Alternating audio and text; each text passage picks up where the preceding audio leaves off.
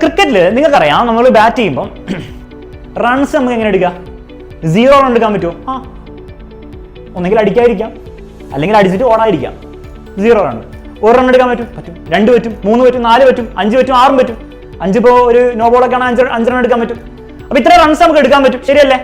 എൻ്റെ ചോദ്യം, ഒരു 1.5 റൺ എടുക്കാൻ എന്തെങ്കിലും മാർഗമുണ്ടോ? 1.5 റൺ ഒരാൾക്ക് എടുക്കണമെങ്കിൽ ക്രിക്കറ്റ് അതിൻ്റെ ഒരു മാർഗമുണ്ടോ? പറ്റില്ല. ഒന്നെങ്കിൽ 1 എടുക്കാം, അല്ലെങ്കിൽ 2 എടുക്കാം, അങ്ങനെയല്ലേ പറ്റുള്ളൂ. ഒരു 4.3 റൺ എടുക്കാൻ മാർഗമുണ്ടോ? ഇല്ല, അതിനുള്ള മാർഗമൊന്നുമില്ല. ഒന്നേ 4 എടുക്കാം, അല്ല 5 എടുക്കാം.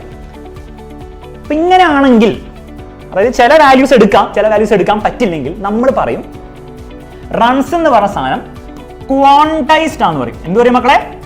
റൺസ് എന്ന് പറഞ്ഞ സാധനം ക്വാണ്ടൈസ്ഡ് ആണെന്ന് പറയും. ക്വാണ്ട എന്ന് പറഞ്ഞാൽ ഒരു പ്രത്യേക സാധനങ്ങൾ. അപ്പൊ അങ്ങനെ ക്വാണ്ടകൾ മാത്രം എടുക്കാൻ പറ്റും, ഇടയുള്ള സാധനം എടുക്കാൻ പറ്റില്ല, കണ്ടിന്യൂസ് ആയിട്ട് എടുക്കാൻ പറ്റില്ല. ക്വാണ്ടൈസിന് ഓപ്പോസിറ്റ് ആണ് കണ്ടിന്യൂസ്. ചാർജ് കണ്ടിന്യൂസ് ആണോ? സാർ കണ്ടിന്യൂസ് ആണെങ്കിൽ 1.2, 1.3 ഒക്കെ എടുക്കാൻ പറ്റണം. കണ്ടിന്യൂസ് അല്ല, ചാർജ് ക്വാണ്ടൈസ്ഡ് ആണ്. പ്രത്യേക വാല്യൂസ് എടുക്കാൻ പറ്റും. മക്കളെ, +2 ഏരിയ ബാച്ചിന്റെ ക്ലാസ്സുകൾ സ്റ്റാർട്ട് ചെയ്തു. ബുദ്ധിമുട്ടില്ലാതെ പഠിക്കണമെങ്കിൽ എത്രയും പെട്ടെന്ന് അഡ്മിഷൻ എടുക്കാം.